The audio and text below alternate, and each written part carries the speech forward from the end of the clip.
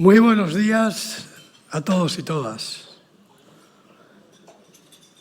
Excelentísimo señor Almirante General, Jefe de Estado Mayor de la Defensa,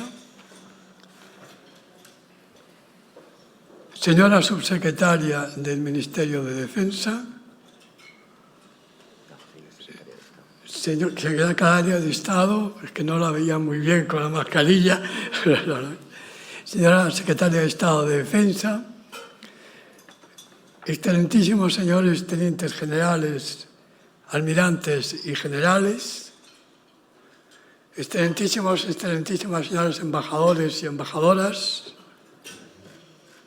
señores representantes del cuerpo diplomático acreditado en el Reino de España, señores representantes de las empresas patrocinadoras, señor moderador, señoras, señores, muchas gracias a todos por su asistencia. Asistencia, como veis, bastante numerosa. La ocasión lo requiere, evidentemente. Nuestro invitado de honor es el Almirante General, Jefe del Estado Mayor, a quien yo agradezco muy sinceramente su presencia entre nosotros y acudir como ponente invitado a uno de nuestros habituales desayunos informativos. Quiero dar unas normas un poco generales, el tiempo es breve, quiero dar normas generales. Por una parte, el Almirante General hablará su intervención desde el atril. Los ponentes que antes hablarán desde la mesa y cada uno tiene su micrófono. Pueden hablar con mascarilla o sin mascarilla. Eso ya depende de cada uno de ustedes. Lo que sí ruego a todos los asistentes al desayuno, que durante el desayuno, excepto en el momento, lógicamente, que tengan que comer algo o beber algo, pues que permanezcan con la mascarilla puesta. Es una norma que nos debemos imponer todos para beneficiarnos todos. Yo creo que este acto debe ser también un homenaje a las Fuerzas Armadas. Hemos visto la gran solidaridad de las Fuerzas Armadas con nuestro pueblo. Vamos a retrotraernos en el tiempo, la pandemia, Filomena, actualmente La Palma, la cantidad de incendios, de inundaciones, etcétera, sin olvidar las 20 misiones internacionales que tienen nuestras Fuerzas Armadas en muchos países en búsqueda de la paz. Todo esto me parece que es muy consciente el pueblo español de ello, por eso le otorga a las Fuerzas Armadas, en el primer lugar, dentro de las instituciones de nuestra sociedad. Se lo merece y merece nuestro agradecimiento y nuestro homenaje. Con motivo de toda la situación que se ha creado en Afganistán, yo creo que Europa debe ser muy consciente de la situación y dar un paso adelante importante, que es la política común exterior de seguridad y defensa, con un ejército europeo. Naturalmente, entiendo este ejército europeo dentro de la OTAN, no para contraponerse a Estados Unidos, sino para colaborar con Estados Unidos. Estados Unidos necesita una Europa fuerte, unida.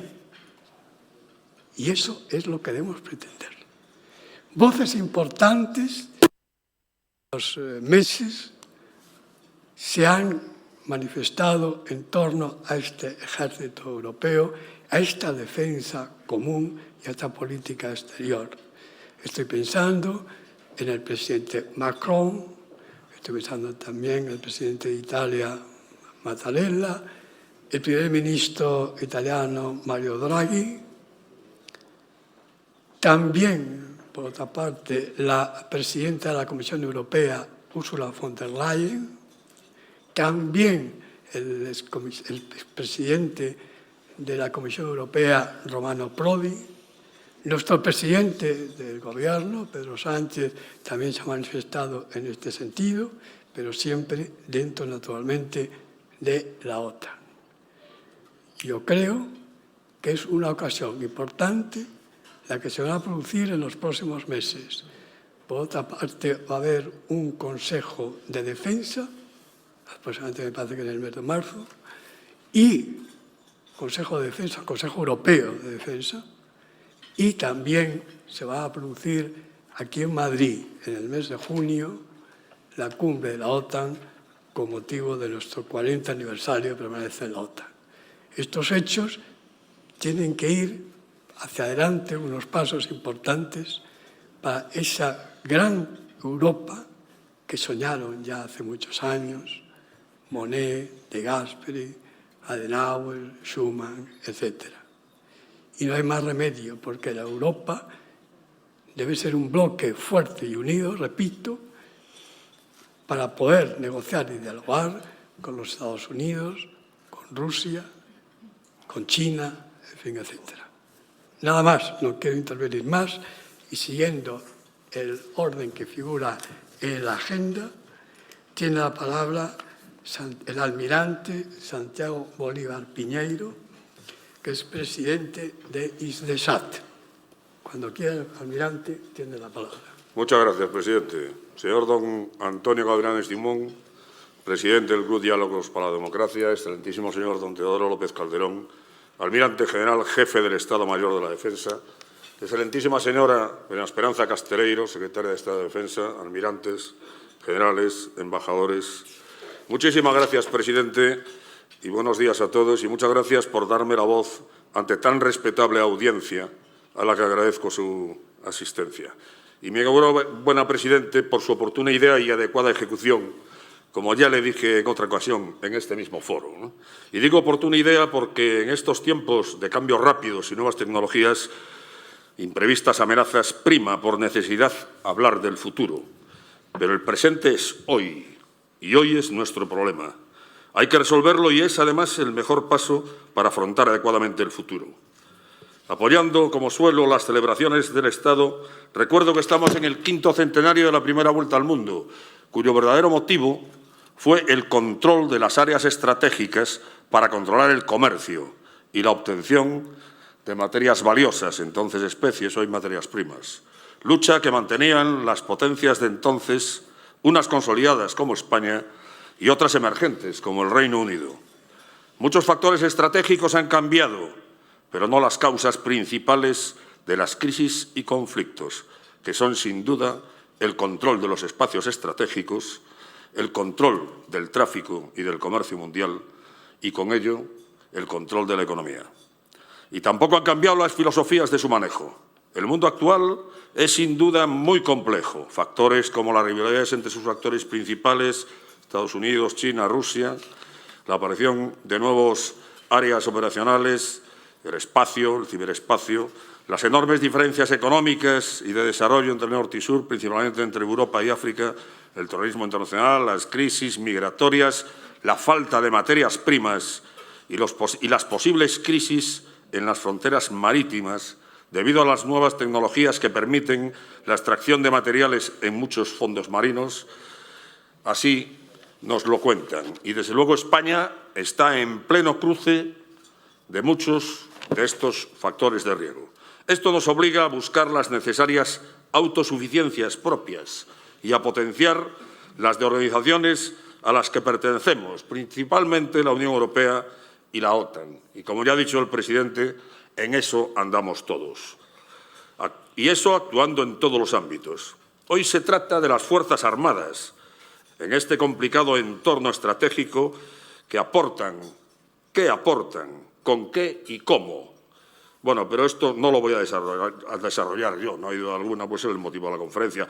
Pero sí voy a hacer dos pequeñas referencias que una ya adelantó el presidente. Lo primero que aportan las Fuerzas Armadas españolas es el soldado español, heredero de una historia militar extraordinaria que es de gran valía por su preparación, su comportamiento ejemplar, siempre su enorme generosidad y una humanidad que lo llena todo y da ejemplo. Y ese soldado español fue nuestro orgullo y lo sigue siendo y demostrando allá donde está.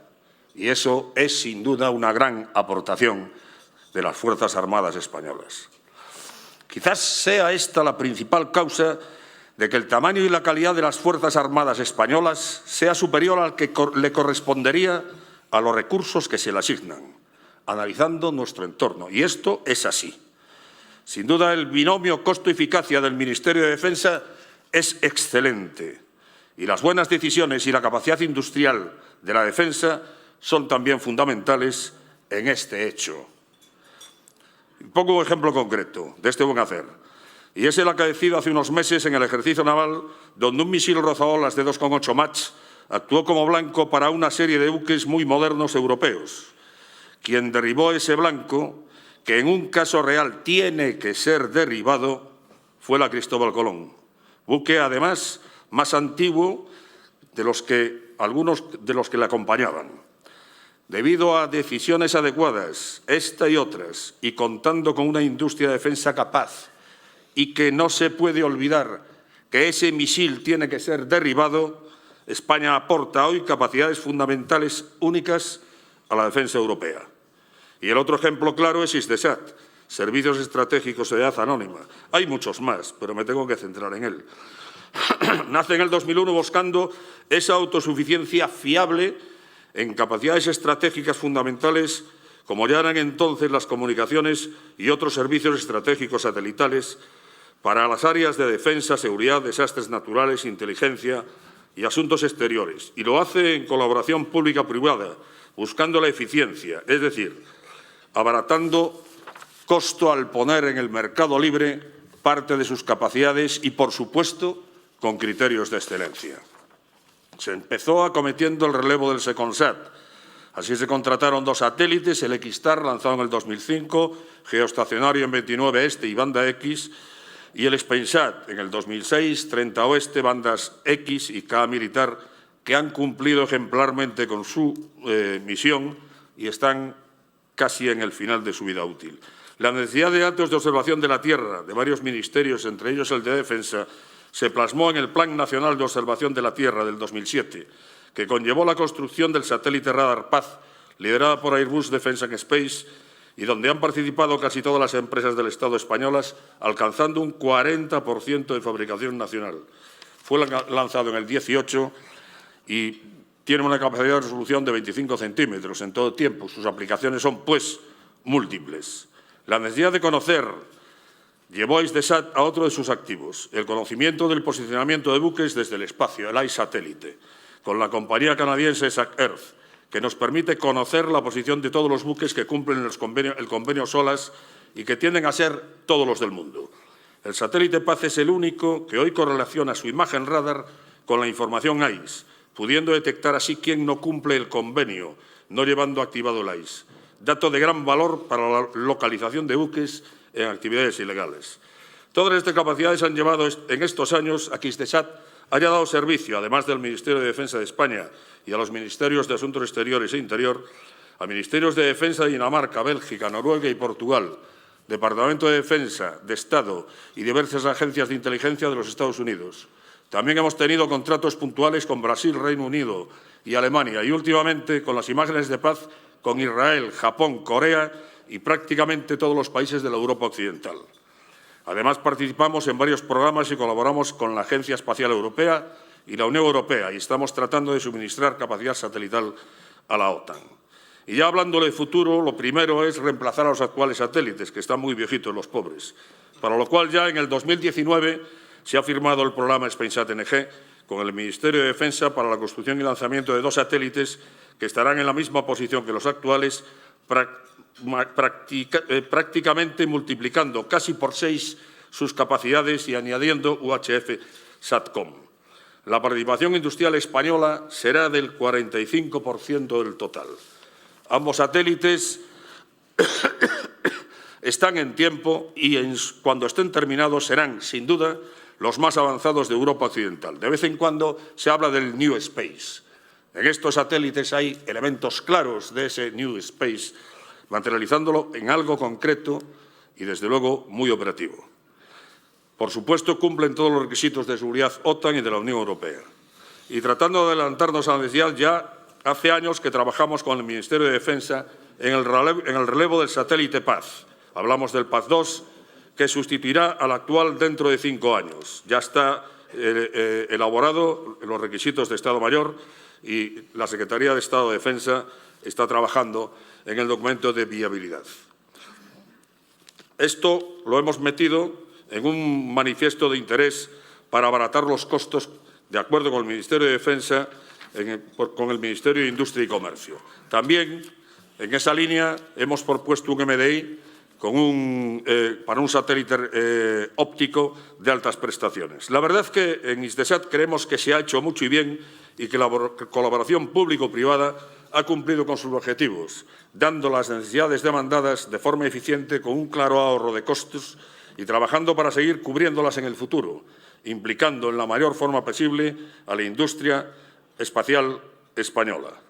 Hemos aportado así nuestro granito de arena, dando capacidades estratégicas fundamentales a nuestras Fuerzas Armadas en el entorno geoestratégico actual y ofreciéndolas a nuestro entorno próximo y a nuestros aliados, la Unión Europea y la OTAN.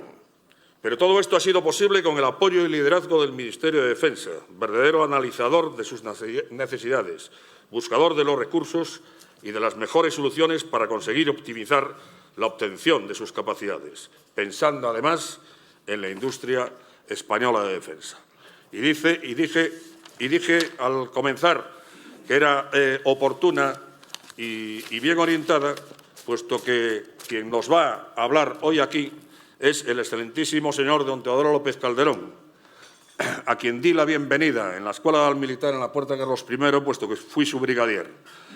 Desde entonces ha transcurrido toda una vida dedicada al servicio de España en la Armada y su currículum es difícilmente superable en la conducción de las operaciones y en el estudio de las necesidades.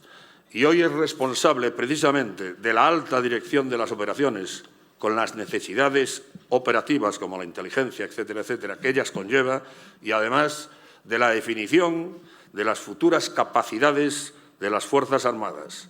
El futuro depende en gran medida para nosotros en las Fuerzas Armadas de sus decisiones. Viendo su currículum, es un honor, desde luego, escucharlo y además con la seguridad de que decidirá y decidirá bien. Muchas gracias, presidente, y muchas gracias, almirante. Muchas gracias, almirante. Todos ustedes tienen una hoja en cada sitio que pueden, con letra clara, por favor, rellenar para hacer las preguntas que consideren oportunas. Y tiene la palabra a continuación el embajador Jorge Domecq, que es director general de Relaciones Institucionales de Airbus y consejero de Estrategia. Cuando quieras, te doy la palabra. Gracias, presidente. Almirante general, secretaria de Estado, subsecretaria, embajadores, autoridades civiles y militares, amigos. El que hoy en este club se trate no solamente de un tema de actualidad, sino de actualidad permanente, creo que da una indicación clara de la relevancia de la intervención que hará el GEMAT después. Yo voy a hacer unas precisiones muy breves de lo que creo que desde el punto de vista de la industria y la cooperación con las Fuerzas Armadas tiene una importancia clave en un momento de cambio estratégico en el mundo, para España, que es una potencia media, pero que tiene el gran hándicap de tener un presupuesto de defensa que le coloca como segundo por la cola en la OTAN.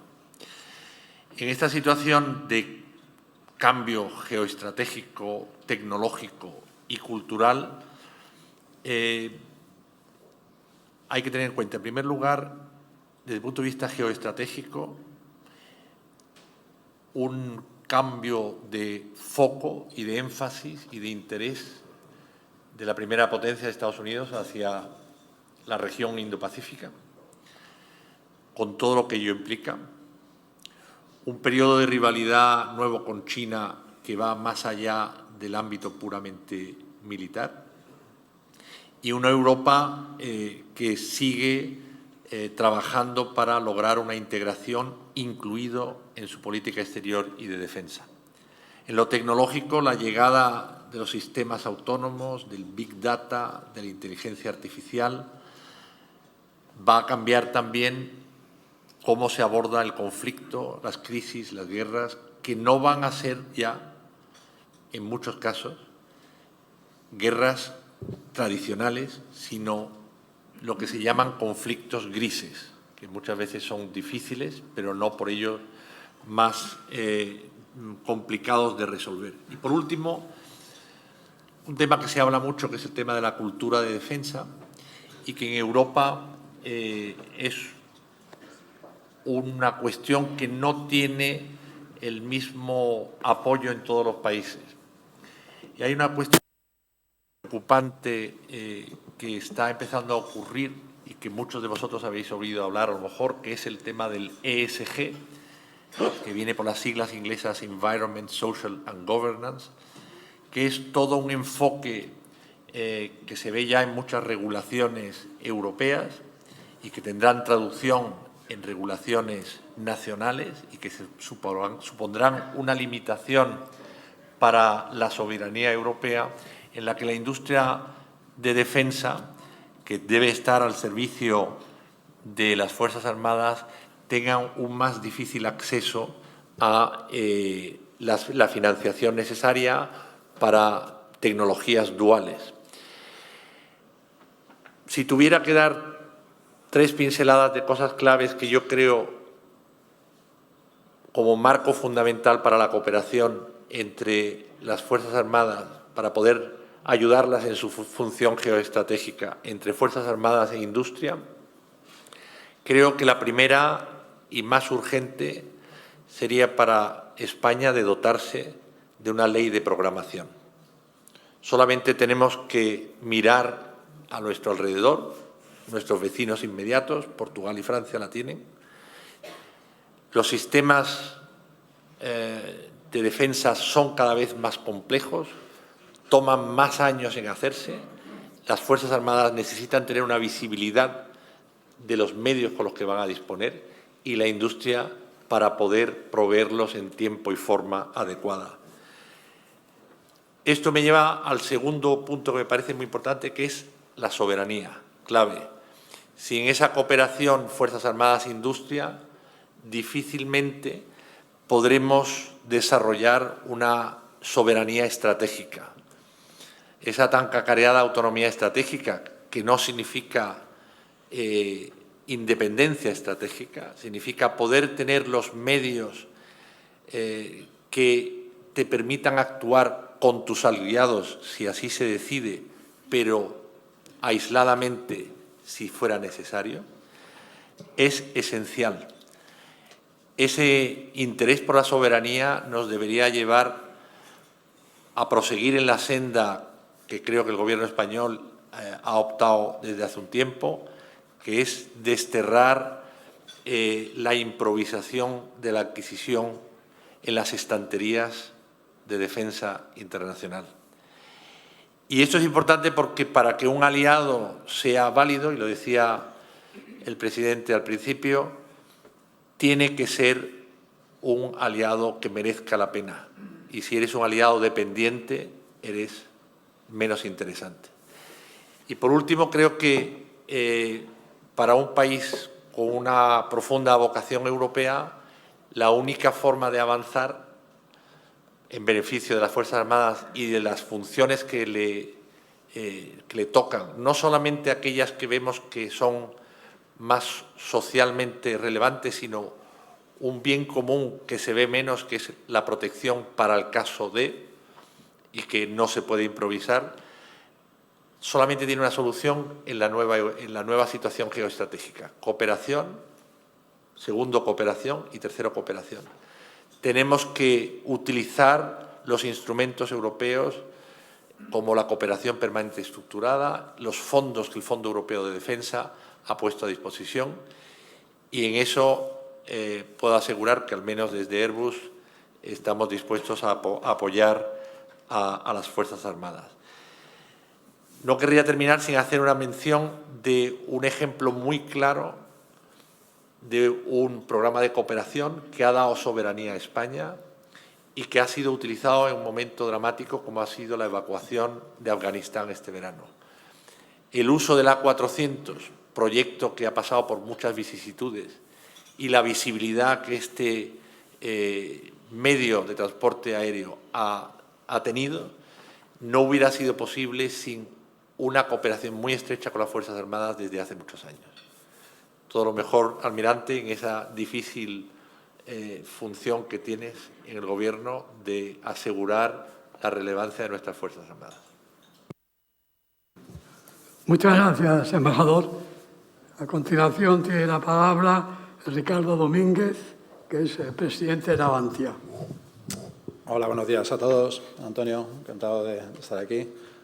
Secretaria de Estado, subsecretaria, autoridades militares y civiles y, por supuesto, mi querido almirante general. Es un honor poder estar aquí en una mesa en la que le vamos a oír a un gran profesional que ha demostrado sus capacidades, pero también a una gran persona. Yo, en el tiempo que llevo en Navantia, su compañía y su consejo, como también almirante de la Armada, ha sido fundamental en la toma de decisiones. Yo quiero ser breve para darle realmente el protagonismo al almirante general, pero sí quisiera destacar un poco lo que ya han comentado mis antecesores y destacar el papel de la industria de la defensa. Navantia es una empresa tecnológica, pionera en el desarrollo de nuestros productos, fundamentalmente para todos los ejércitos, pero fundamentalmente para nuestra querida Armada, desarrollando esa actividad. Y es una actividad que creo que hay que valorar desde el punto de vista también socioeconómico, de los empleos que genera, de lo que supone para el PIB o de la aportación a la I+D y a la tecnología que luego se puede llevar a la parte civil y se lleva, de hecho. Quiero destacar ese papel de la industria, de una industria española que nos garantiza la soberanía nacional, que nos va a garantizar las capacidades dentro de nuestra autonomía que debemos de tener en nuestro país, y ese llamamiento al trabajo, y lo estamos haciendo de toda la industria de la defensa, para trabajar unidos en algo que no queda más remedio, que estar en esa colaboración para garantizar esa soberanía española o de cara a Europa. El alto representante de la Unión Europea, Josep Borrell, en estos días hablaba de la necesidad de que en materia de defensa necesitamos una visión, una estrategia y una acción común. Y creo que, igual que lo estamos haciendo la industria, debemos de hacerlo en el marco europeo. Navantia está trabajando en diferentes proyectos PESCO, como decía antes el señor Domecq. Tenemos fondos europeos que hay que abordar, la European Patrol Corps, el programa 4ECO, en la colaboración con nuestros competidores europeos, pero en busca de esa unidad en Europa, cuando tenemos a los Estados Unidos que ya nos dice, como árbitro del mundo, oiga, defiéndanse y protéjanse ustedes solos. En el ámbito europeo tenemos una industria muy potente, tenemos unos grandes ejércitos que tienen que verse que la industria es capaz de darle la tecnología, la soberanía y el desarrollo para realmente encontrar esa defensa. Y también mi antecesor, señor Domecq, hacía referencia a esa ESG. Creo que en la industria de la defensa afrontamos un reto importante desde el punto de vista de limitaciones a la financiación, que no puede ser así. Si los gobiernos han de apostar realmente por la defensa, por nuestros ejércitos y por la industria asociada, no podemos tener dientes de sierra, tenemos que tener una estabilidad presupuestaria para garantizar nuestros presupuestos, y cuando vamos a tener realmente retos importantes de limitación a la financiación, pero apostando, como lo está haciendo Navantia, por esa digitalización o la sostenibilidad que tenemos que desarrollar en nuestros productos o en aquello que aportemos a nuestros ejércitos. Así que poco más. Yo creo que daros las gracias. Almirante General, deseando escucharle en esa visión geoestratégica. Muchísimas gracias. Muchas gracias, presidente. A continuación tiene la palabra Luis Furnés, que es presidente ejecutivo de Tecnovip, que pertenece al grupo OESIA. Cuando quieras. Presidente, muchas gracias. Secretaria de Estado, subsecretaria de Defensa, almirante general, generales, almirantes, embajadores, amigos todos, buenos días. Muchas gracias, Antonio, presidente, por la oportunidad que nos brindas de colaborar contigo en una iniciativa realmente encomiable. Y muchas gracias a todos por acompañarnos esta mañana. esto de hablar en cuarto lugar ya te pone en una cierta dificultad, porque ya te lo han dicho prácticamente todo, pero aprovechando los que me han precedido, me gustaría sí romper una lanza reforzando los mensajes que ya han salido. Si es que desde una parte de la industria de alta tecnología dual con capacidades para poder ser aplicadas en competencias clave en el entorno de la seguridad y la defensa de nuestro país, de una empresa mediana de nuestro país, pues sirve de algo ese refuerzo, ¿no? Creo que los retos a los que nos vamos a enfrentar como país serán unos retos conjuntos. Van a ser unos retos que seguro que el almirante general nos va a poner en un entorno geoestratégico mucho más claro, preciso y concreto de lo que yo pueda hacer. Pero sí que me gustaría compartir algo que creo que es un más dentro de la industria, y ello es que estamos preparados gracias a todo el esfuerzo que se ha hecho hasta ahora. Antes se ha mencionado el A400M, pero se podría también hablar del Eurofighter. Por ejemplo, nosotros somos fruto del Eurofighter. Damos trabajo a 3.500 familias, ayudamos a vertebrar el territorio nacional, y sin el Eurofighter les puedo asegurar que España no tendría la capacidad de asegurar su soberanía, pero tampoco existiría 3.500 familias viviendo en más de 10 comunidades autónomas gracias al talento que generan las universidades de este país y a la oportunidad que tuvo este país de participar en un programa tan importante como el Eurofighter. Así es que me parece absolutamente indudable la necesidad de seguir apoyando esta industria de alta tecnología dual, que, por cierto, si tenemos un salario mínimo interprofesional, los profesionales que trabajan en nuestra industria suelen tener 3 veces ese salario mínimo interprofesional, que, por cierto, cuando invertimos €1 en esta industria de alta tecnología dual con capacidad en el entorno de generar capacidades estratégicas para nuestra seguridad y defensa, resulta que vuelven 5 euros por cada uno que invertimos a nuestras arcas del Estado, y eso es progreso. Eso es poder repartir esa riqueza después en hacer crecer nuestro país. Por cierto, para crecer hay que estar seguros, y para seguro pues sería necesario pagar por él. Por cierto, a la hora de pagar, he oído hablar de soberanía nacional. Es verdad, pues saben una cosa, creo que la soberanía nacional es cara, y habrá que decirlo. Es más cara que ir al estante que nos comentaba el embajador y comprarlo, pero nos proporciona 3 capacidades fundamentales. Una, la soberanía nacional tecnológica nos permite conceptualizar las capacidades que nuestro almirante general defina. Nos permite diseñarlas, desarrollarlas, producirlas con talento nacional, vertebrando el territorio nacional. Y eso nos da soberanía nacional tecnológica. Seremos independientes dentro del contexto europeo de nuestros aliados para participar de la defensa de nuestro entorno. Pero es que además ha de ser operativa. Hemos de ser capaces de, allí donde estén nuestras fuerzas y cuerpos de seguridad del Estado, podamos darles el mantenimiento que requieren.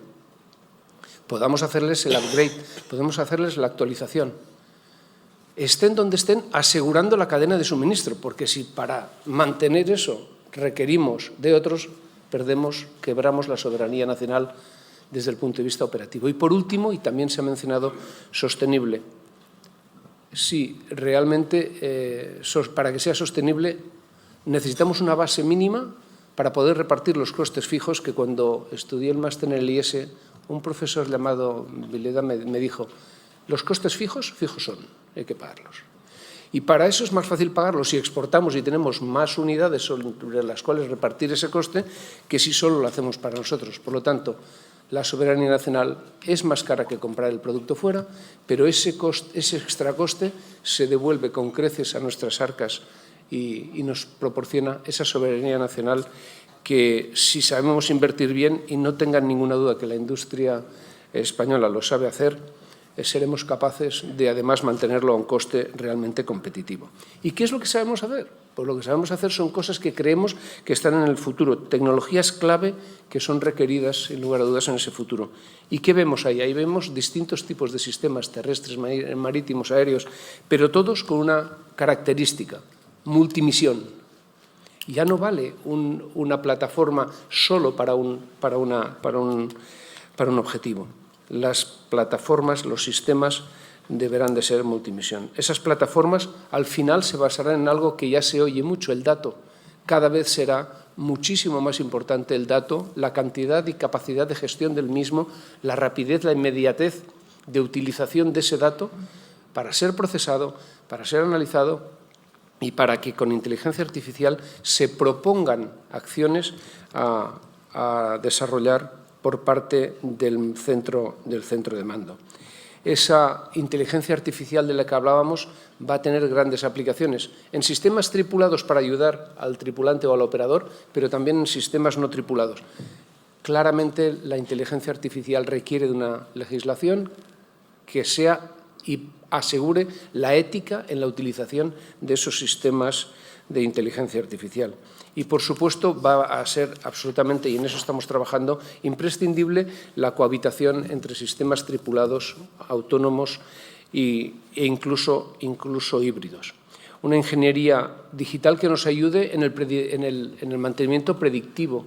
Una ingeniería digital que nos permita, antes de fabricar, en el momento de tener el concepto o trabajar sobre el mismo, o hacer el diseño y trabajar sobre el mismo, prever cómo lo tenemos no solo que fabricar de manera eficiente, sino además mantener de manera sostenible. Y, por supuesto, todo el entorno de los sensores va a ser esos elementos que nos van a proporcionar toda esa información tan importante. Creemos que tenemos, como país, una oportunidad absolutamente histórica para jugar un papel, como también se ha dicho, relevante en Europa, colaborando. Y la mejor colaboración empieza por nosotros mismos. Dentro de nuestro país hemos de ser capaces de... Miren, creo que a veces se habla que hay grandes empresas multinacionales con muchísimas capacidades y que hay grandes países muy importantes con muchas capacidades. Es verdad. Nosotros tenemos una industria, tenemos una empresa que es capaz de competir con todas y cada una de ellas en el mundo. Se llama España. Si sumamos las capacidades tecnológicas que tenemos en el distinto tejido industrial español, les puedo asegurar que, excepto tal vez en 2 o 3 sitios muy importantes, podemos competir con cualquier empresa de cualquier lugar del mundo. Pero tenemos que colaborar. Está bien que pensemos en la cooperación y la colaboración con Europa, pero primero tenemos una asignatura importante dentro de nuestro país. Y quisiera terminar simplemente apuntando, si me permites, presidente, que creo que la respuesta empresarial requiere de algunos puntos que también se han mencionado. Uno, almirante general, es si queremos que la industria satisfaga con soberanía nacional, es decir, de una manera realmente importante, las necesidades de nuestra defensa, necesitamos tener cuanto antes el conocimiento de cuáles van a ser los requisitos de Estado Mayor de los próximos, no 6 meses, no 2 años, 10 años. Porque tendremos que capacitarnos, porque tendremos que invertir, porque tendremos que desarrollar capacidades de colaboración público-privada para realmente que esos requisitos de Estado Mayor se diseñen, se desarrollen, se produzcan y se mantengan desde la industria de nuestro país. Y le puedo asegurar, querido Teodoro, almirante, que somos capaces de hacerlo. Necesitamos ese conocimiento de qué es lo que necesitáis. Necesitamos realmente esa ley de programación plurianual, pero es una ley de programación plurianual que debe de contemplar, desde mi punto de vista, un elemento fundamental. Se llama Total Cost of Ownership. Está bien adquirir, pero luego hay que mantener y hay que evolucionar. Si solo adquirimos y no pensamos cuando adquirimos que hemos de apagar el sistema que va a ser sustituido para evitar tener costes de mantenimiento y que el que estamos adquiriendo debe tener un ciclo de vida y tiene un coste, probablemente estamos poniendo la cabeza debajo del ala. Y ahí necesitamos explicarle a todo el mundo, como antes se decía, con la cultura de defensa, pero sobre todo a nuestros políticos, que es importante un pacto de Estado, que el tema de la industria de alta tecnología dual, con capacidades para ser aplicadas en la defensa, requiere de una política de Estado y ha de ser a medio y, sobre todo, a largo plazo sostenible. Y creo que también en el mundo del Gobierno, de la política, requieren o requerimos todos de explicarles y de pedirles mayor colaboración. La colaboración que normalmente se establece entre el Ministerio de Defensa y el de Industria es un ejemplo a seguir, pero tal vez faltan más departamentos involucrados en todo ello. Desde el principio, desde Ciencia y Tecnología, por supuesto Industria, pero también, por supuesto, Hacienda. Es un deber, pero también una obligación, el tener y pensar que para tener prosperidad requerimos de seguridad. Y la seguridad no se improvisa. La seguridad es como el aire, solo te acuerdas de ella cuando te falta. Por último, me parece absolutamente importante que la financiación de esos costes sea en un entorno público-privada. Pensar que solo la parte pública debe financiar el I+D me parece que es una idea que probablemente ha sido muy útil, pero que deberíamos de revisitar, deberemos de pedirle a la industria un compromiso firme. ¿A cambio de qué? De certidumbre. El problema más que de financiero es de certidumbre. En el mundo financiero hay dinero para invertir en alta tecnología dual, como es nuestra industria, pero necesitamos la certidumbre de que el retorno de esa inversión se va a producir. En definitiva, tenemos una visión, tenemos una capacidad, tenemos un conocimiento y, sobre todo, tenemos la voluntad y, en muchos casos, almirante, la pasión por hacer lo que tenemos que hacer de acuerdo a vuestros requerimientos. Creemos que nuestras Fuerzas Armadas deben de seguir desarrollándose y utilizando la industria de defensa nacional. Pero necesitamos, y eso sí lo pido, el apoyo político mediante una adecuada financiación, mediante un marco regulatorio apropiado que nos permita a las pequeñas y medianas empresas que estamos exportando más de 2/3 de lo que producimos, luego eso nos demuestra que somos competitivos, que realmente los niveles de riesgo a los que nos vamos a enfrentar y la certidumbre son elementos que podemos gestionar y que gracias a gestionar esos elementos podremos seguir creciendo, podremos seguir dando trabajo a miles de familias, vertebrando el territorio nacional y, sobre todo, asegurando la seguridad de nuestro modelo de sociedad. Muchísimas gracias. Muchas gracias por tu intervención. Finalmente, dentro de los ponentes, tiene la palabra Rafael Orbe, director general de Defensa del SENE Aeroespacial. Almirante General, Secretaria de Estado, Subsecretaria, embajadores, autoridades civiles y militares, señoras, señores, muy buenos días. Quiero, en primer lugar, agradecer a Antonio Gavilanes, presidente del Club de Diálogos por la Democracia, por haber contado con SENER Aeroespacial en este desayuno informativo. Sé que hemos venido todos a escuchar al Almirante General, así que voy a ser brevísimo, pero sí quería aportar la visión que, como empresa, como industria de defensa, afincada y con centros productivos en el País Vasco, en Cataluña, en la Comunidad de Madrid, con un impacto en nuestra cadena de suministro, prácticamente en el 90% del territorio nacional, queremos trasladar o compartir con ustedes desde el Grupo SENER.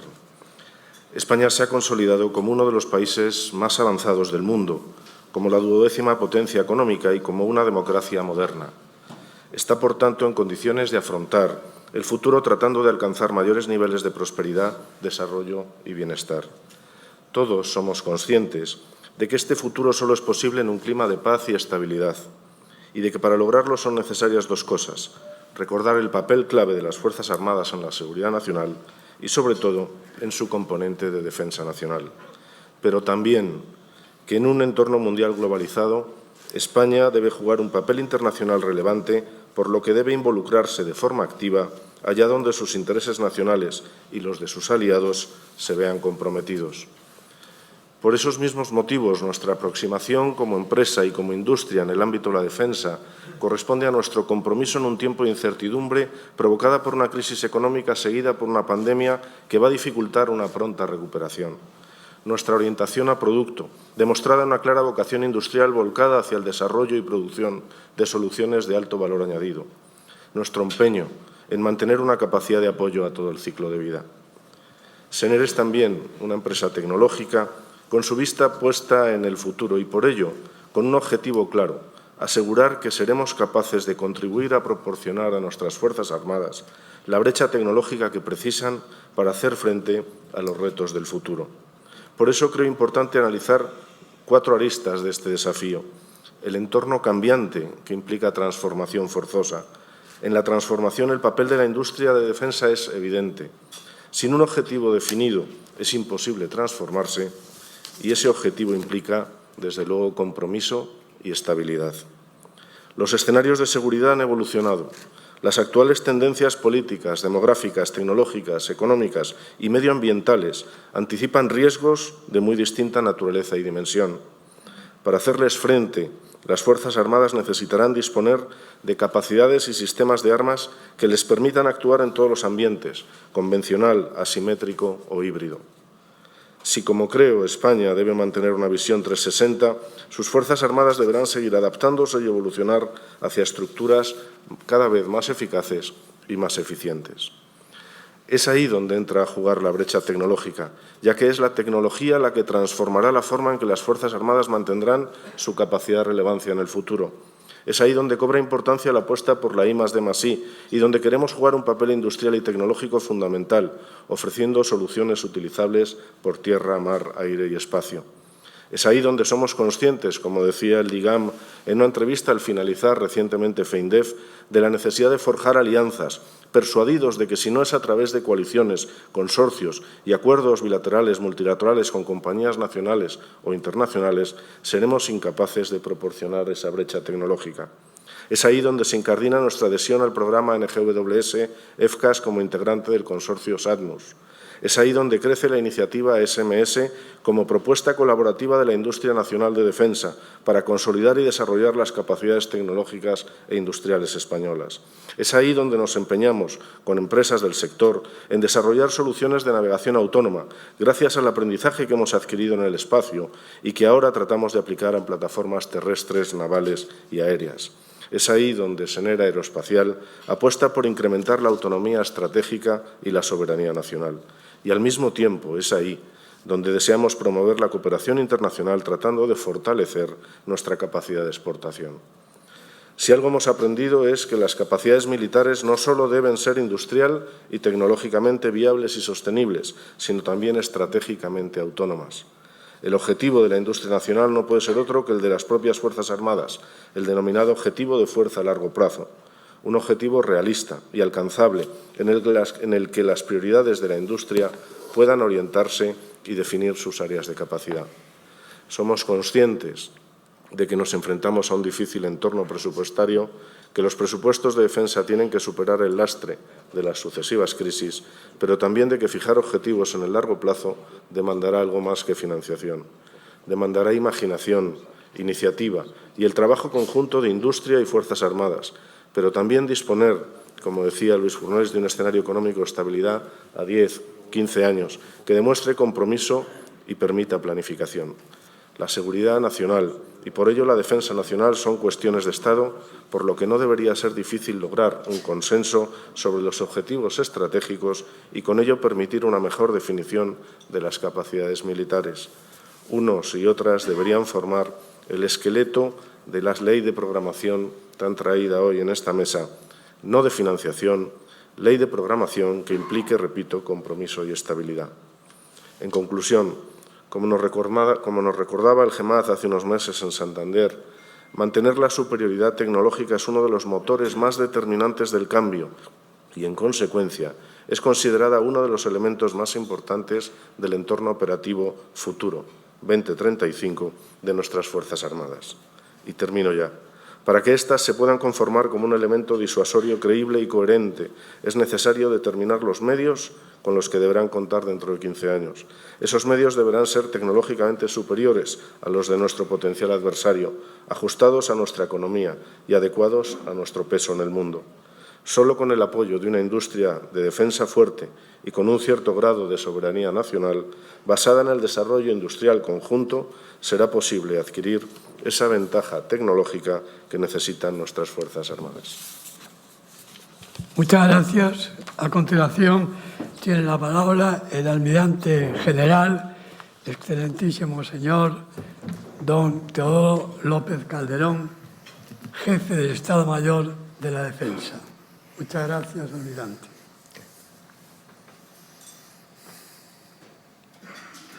Bueno, pues buenos días a todos. Estimado presidente del Club Diálogos para la Democracia, ponentes, representantes de la industria de la defensa, secretaria de Estado de Defensa, subsecretaria de Defensa, general de Ejército Fernando Alejandre, antecesor mío en el cargo, oficiales generales, embajadores, señoras y señores. Es desde luego para mí un privilegio la oportunidad que me ha dado el Club Diálogos para la Democracia, que celebra ya 45 años de vida en esta ocasión y con eso demuestra el prestigio que tiene simplemente por la larga vida que ya tiene. Y agradezco el privilegio que se me otorga de poder exponer, tras las ponencias de la industria, lo que considero es el entorno estratégico en el que ya operan hoy nuestras Fuerzas Armadas y el entorno estratégico en el que previsiblemente operarán en un futuro basado en un entorno aproximado, como se ha comentado, del año 2035. Para ello, pretendo estructurar mi ponencia en 4 bloques diferenciados pero entrelazados entre sí, empezando por exponer lo que considero que es el entorno estratégico actual, para luego enfocarme en las zonas de interés para España, las organizaciones internacionales que ya se han mencionado, a las que pertenecemos en el ámbito de seguridad y defensa, la Alianza Atlántica y la Unión Europea, y finalmente, para hacer un breve repaso o idea de la evolución de las Fuerzas Armadas nuestras para hacer frente a ese entorno estratégico previsible. Bien, para comenzar, y aunque sé que está en la mente de todos, creo que es conveniente recordar el valor especial, la relevancia que tiene España en el entorno estratégico actual, por 2 cuestiones importantes. Primera, por sus vínculos histórico-culturales con una extensa parte del mundo y segundo, por su propia situación geográfica. Ambas cosas nos ofrecen oportunidades para actuar como puente tanto entre continentes, propiciando un fuerte vínculo transatlántico, como entre culturas, facilitando el diálogo y la cooperación entre ambas orillas del Mediterráneo. Esto sin olvidar que también somos la frontera sur de la Unión Europea, con todo lo que ello significa. Esta situación, sin embargo, además de ofrecer oportunidades, como he comentado, también conlleva desafíos y amenazas. Desde el punto de vista geoestratégico, muchos de ellos ya contemplados en la Estrategia de Seguridad Nacional de 2017, puedo resumirlos en estos 5 o 6 puntos. En primer lugar, el terrorismo transnacional, principalmente de corte yihadista, que genera múltiples efectos perniciosos o dañinos, pues cuando no se materializa mediante acciones directas en nuestro propio territorio nacional o sobre nuestros ciudadanos o intereses, lo hace proyectando una influencia negativa indirecta a través de la desestabilización que provoca en zonas como el Sahel, el norte de África o incluso Oriente Medio. Esta desestabilización tiene resultados visibles, como son las olas migratorias que se generan en esas regiones, que ya existían por causas tradicionales, normalmente de índole económica, pero que ahora se les suma la inseguridad y violencia generada por esas acciones terroristas, lo que lleva a personas de las poblaciones afectadas a emprender ese difícil y peligrosísimo viaje hacia Europa. En segundo lugar, resaltar las tensiones regionales. En la actualidad, el Sahel y el Magreb viven tensiones y conflictos entre actores estatales y no estatales, que también afectan a nuestros intereses por la desestabilización que producen en nuestro entorno más cercano. En este sentido, si bien la rotura de relaciones entre Argelia y Marruecos es en cierto modo cíclica, en el contexto actual tiene implicaciones que nos afectan directamente, como todos sabemos. En tercer lugar, resaltaría los efectos del cambio climático, que actúan como elemento catalizador de los referidos movimientos migratorios y potenciales conflictos por los recursos, Son probables, de hecho ya se existen, fricciones entre actores estatales por los recursos naturales, en particular por el agua. Estas fricciones pueden derivar, evidentemente, en conflictos abiertos que también podrían desestabilizar amplias regiones. En cuarto lugar, resaltaré las vulnerabilidades de los nuevos ámbitos. Me refiero al ciberespacio, al espacio ultraterrestre y al ámbito cognitivo. Es evidente la creciente explotación del ciberespacio como ámbito operativo. En él, diariamente, no solo se desarrollan acciones contra las empresas, los servicios y los intereses del Estado, sino que también se emplea como medio para influir en la opinión pública, fomentando la desinformación, manipulación o instrumentalización en beneficios de intereses de nuestros adversarios. Todo ello se desarrolla en el dominio que denominamos cognitivo. Por otro lado, tenemos el factor multiplicador de la hiperconectividad y su actual evolución. No solamente acelera los efectos, sino que también los conecta de forma transversal.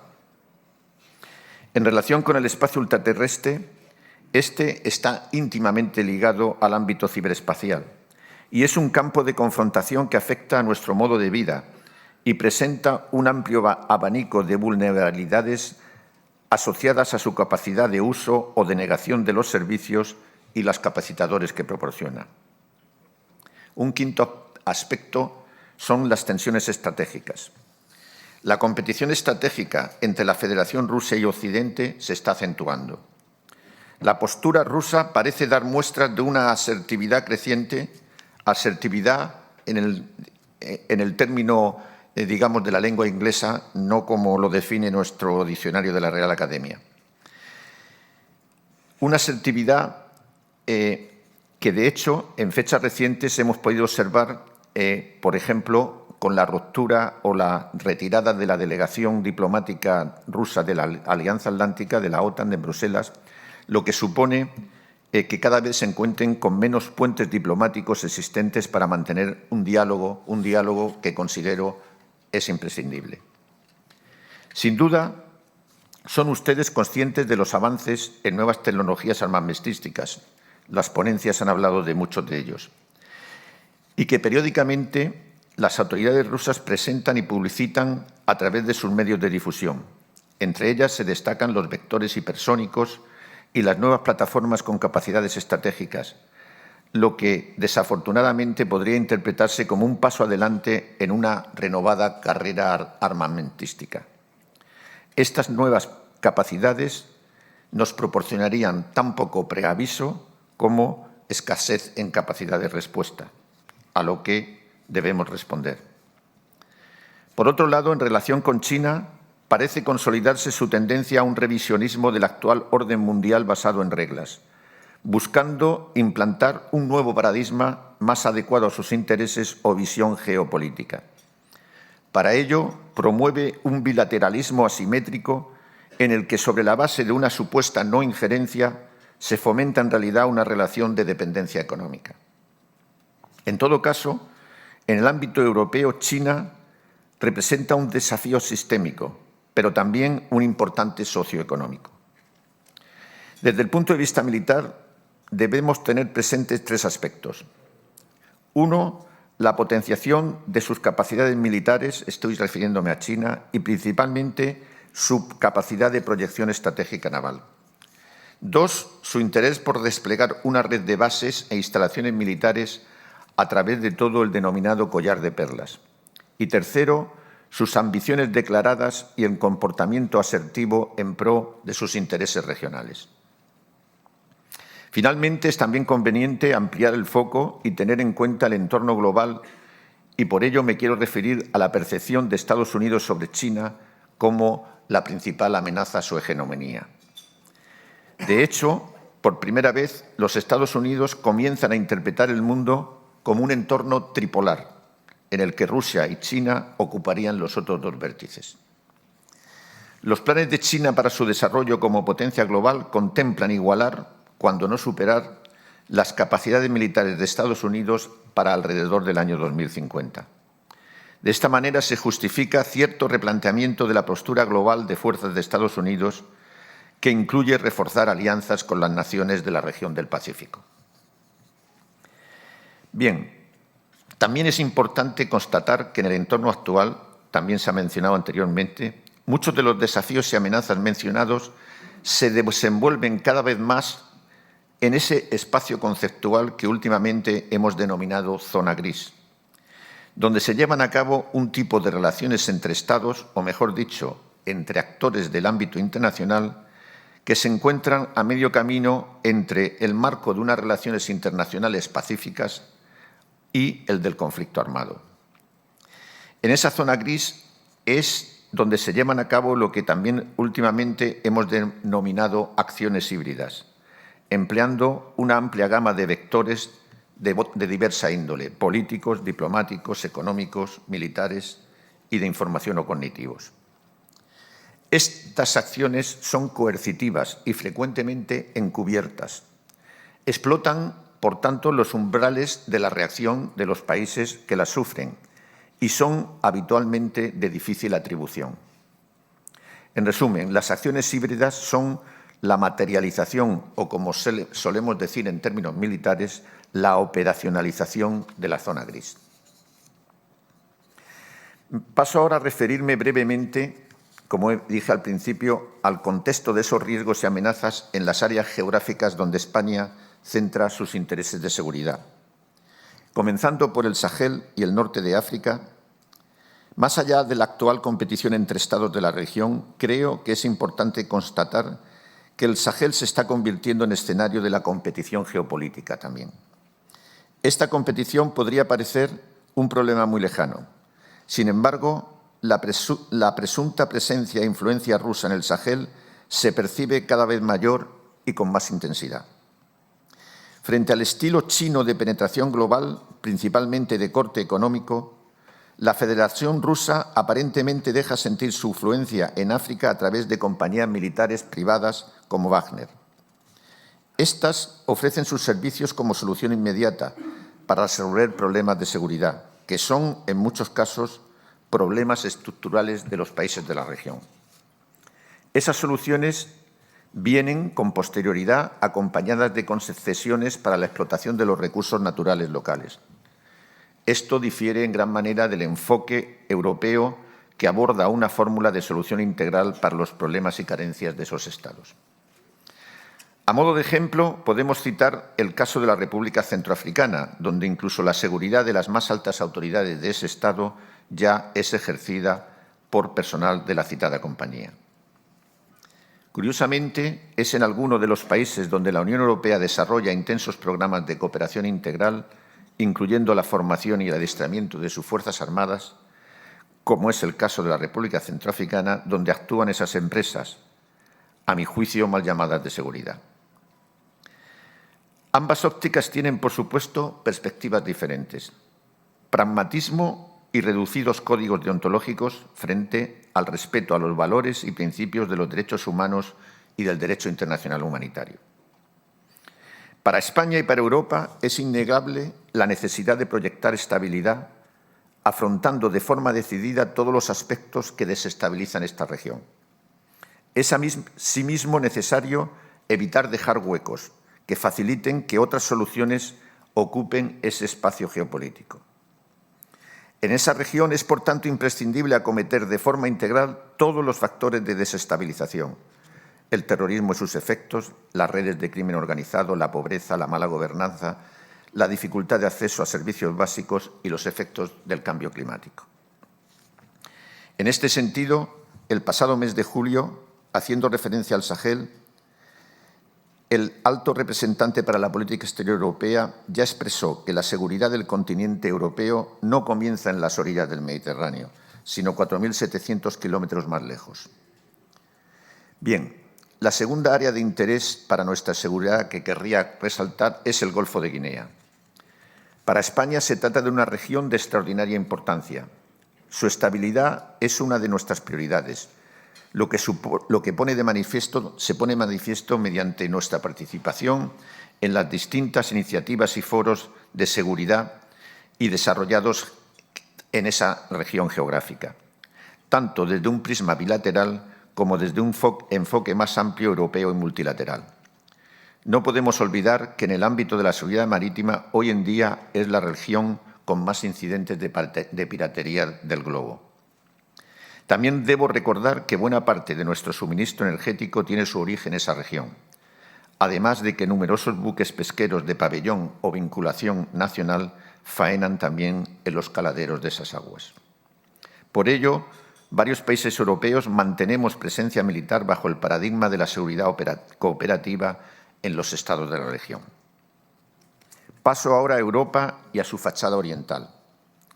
Como he dicho, la postura cada vez más asertiva de la Federación Rusa está tensionando sus relaciones con la Unión Europea y con la Alianza Atlántica.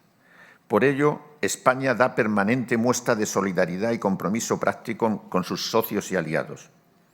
Con todo, España es firme defensora de mantener un fluido diálogo con Rusia, a pesar de las dificultades, eso sí, sobre la premisa del respeto al derecho internacional, la defensa de la soberanía y la integridad territorial de los Estados y el respeto a los derechos humanos en su acción exterior. Finalmente, respecto a Iberoamérica, nuestros vínculos históricos y culturales, así como nuestros múltiples intereses en buena parte de las naciones hermanas de ese continente, nos facilitan actuar de puente entre regiones del globo. En este ámbito de la seguridad, nuestro mayor interés se encuentra en el fomento de la cooperación bilateral, así como poner en valor la oportunidad que España representa como enlace de estas naciones con las organizaciones internacionales a las que pertenecemos, Unión Europea y Alianza Atlántica. En resumen, dentro de este contexto, nuestros intereses estratégicos actuales se focalizan, primero, en la proyección de estabilidad en zonas geográficas adyacentes como parte de estructuras y coaliciones internacionales o bien de una manera individual. Prioritariamente el Magreb y el Sahel, el Golfo de Guinea, el área del Cuerno de África y, quizás en menor medida, Oriente Medio y el flanco este de Europa.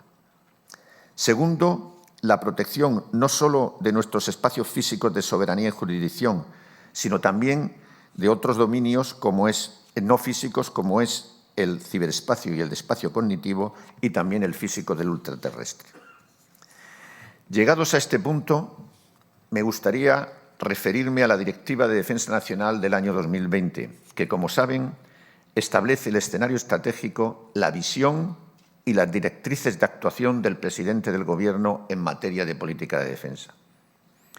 En ese documento se indica que la credibilidad de nuestra defensa nacional se basa tanto en una capacidad razonable de defensa autónoma como en la integración y un multilateralismo eficaz que se fundamenta en nuestra pertenencia a las organizaciones de la Unión Europea y de la Alianza Atlántica. Es por ello que me gustaría dar ciertas pinceladas sobre mi visión en relación con ambas organizaciones en el momento actual. Tanto la Unión Europea como la Alianza Atlántica se encuentran actualmente en un momento decisivo, en el que están preparándose para las décadas que vienen. Comenzando por la Alianza Atlántica, en el año 2010 se aprobó el Concepto Estratégico de Lisboa, documento que es el más importante de la Alianza después del Tratado de Washington. En él, la Alianza describió el entorno de seguridad existente y previsible en aquel momento, identificando las principales amenazas, las cuales siguen vigentes en la actualidad y donde algunas de ellas, como el terrorismo transnacional, generalmente de corte yihadista, han mostrado su cara más cruda durante esta década pasada. Asimismo, ese mismo documento trataba de estimular y fomentar el diálogo y la cooperación con Rusia. Sin embargo, no solo no se han producido avances, sino que se ha experimentado un claro retroceso y confrontación de posturas. Pues bien, como resultado de la evolución y análisis del entorno estratégico, la Alianza ha comprobado la necesidad de efectuar ciertos ajustes. En la cumbre de Bruselas del pasado mes de junio, los jefes de Estado y de Gobierno acordaron elaborar un nuevo concepto estratégico que sustituya al del año 2010. Este nuevo concepto va a contemplar esa evolución del entorno geopolítico, pero también la entrada en juego de los nuevos ámbitos de las operaciones, el ciberespacio, el espacio ultraterrestre y el cognitivo. ámbitos en los que, en definitiva, en muchas ocasiones se plasma la operacionalización de la zona gris por medio de las acciones híbridas a las que me referí al hablar del entorno actual. En relación con los 3 cometidos fundamentales definidos en el concepto de 2010, en lo que afecta a la defensa colectiva, la Alianza está adaptando su postura, tanto en lo relativo a la disuasión como en la propia defensa. El entorno actual, como hemos visto, es cada vez más incierto, por lo que es necesario promover, incluso en modo mayor al actual, la coordinación y cohesión entre los aliados para hacer frente a las amenazas identificadas y a aquellas nuevas que pudieran surgir o materializarse. Por ello, todos los planes de actuación, así como las estructuras de fuerzas de la Alianza, están siendo revisadas, potenciando lo que se denomina visión 360 grados. De esta manera, todos los aliados muestran su compromiso y solidaridad mirando tanto hacia el este como al sur, como a cualquier otro eje desde el que pudiera proyectarse una amenaza. Muestra del compromiso de España con este concepto o visión de 360 grados es la presencia de nuestros aviones en Estonia, Lituania y Rumanía, así como nuestra unidad acorazada en Letonia, y nuestros buques de las agrupaciones permanentes tanto en el Báltico como en el Mar Negro. En relación con los otros 2 cometidos, la gestión de crisis y la seguridad cooperativa, sin querer entrar profundamente en un tema del que ya se ha hablado mucho, como imaginarán, la Alianza está en plena ejecución de un proceso holístico de análisis y evaluación de la misión en Afganistán, incluyendo un análisis de su desenlace final. De este proceso se obtendrán las enseñanzas, o en el término inglés lesson learned, que nos proporcionarán una nueva guía sobre cómo gestionar más eficientemente esos 2 pilares fundamentales para el futuro. Todos los contenidos mencionados se volcarán de alguna manera en ese nuevo concepto estratégico de la Alianza, que además será conocido como el Concepto Estratégico de Madrid, ya que previsiblemente se aprobará en la cumbre de la OTAN que se celebrará aquí en el próximo mes de junio. Su vigencia vendrá determinada por la correcta identificación de las amenazas, riesgos y desafíos en el marco geoestratégico actual y previsible. Deberá ser útil para al menos la próxima década, que estará probablemente marcada tanto por la incertidumbre como por la postura global de China, nación que la OTAN, no sin cierto debate interno, hay que reconocerlo, considera un desafío sistémico. Hoy en día, hablar de la OTAN conlleva necesariamente pensar también en la Unión Europea, pues, como saben, ambas organizaciones mantienen una asociación estratégica. De hecho, de los 27 Estados miembros de la Unión Europea, 21 lo son también de la Alianza Atlántica. Esta asociación busca la complementariedad entre ambas organizaciones, como de hecho se contempla en la segunda declaración conjunta OTAN-Unión Europea de julio del año 2018. Esto no es óbice para que la Unión Europea tenga la ambición de tener una cierta autonomía estratégica en el ámbito militar, pues como define su estrategia global de 2016, la Unión Europea pretende constituirse como un proveedor global de seguridad. Sin embargo, para definir y concretar el nivel de ambición de los diversos ámbitos marcados por esa estrategia, incluido el militar, es necesaria una guía político-estratégica que actualmente no existe. Por ello, y con el objetivo de que sea aprobado en el marzo del próximo año, se está redactando un documento denominado Brújula Estratégica, traducido al castellano Strategic Compass, que tiene cierto paralelismo con el que acabo de mencionar de la Alianza Atlántica, el concepto estratégico, y que no solo va a servir para que la Unión Europea defina qué quiere, sino también cómo y con qué medios. Por ello, está llamado a, de alguna manera, orientar como buena brújula todas las iniciativas y desarrollos en materia de seguridad y defensa que se están desarrollando en el ámbito de la Unión Europea. Con ello, no solo me refiero al desarrollo de capacidades, que también, mediante los proyectos conocidos PESCO y del Fondo Europeo de Defensa, sino también el replanteo del empleo, disponibilidad y financiación de las fuerzas que los Estados miembros ponen al servicio de la Unión Europea para una operación militar determinada. Todo ello con los objetivos de lograr la mencionada autonomía estratégica así como credibilidad e influencia en el concierto internacional.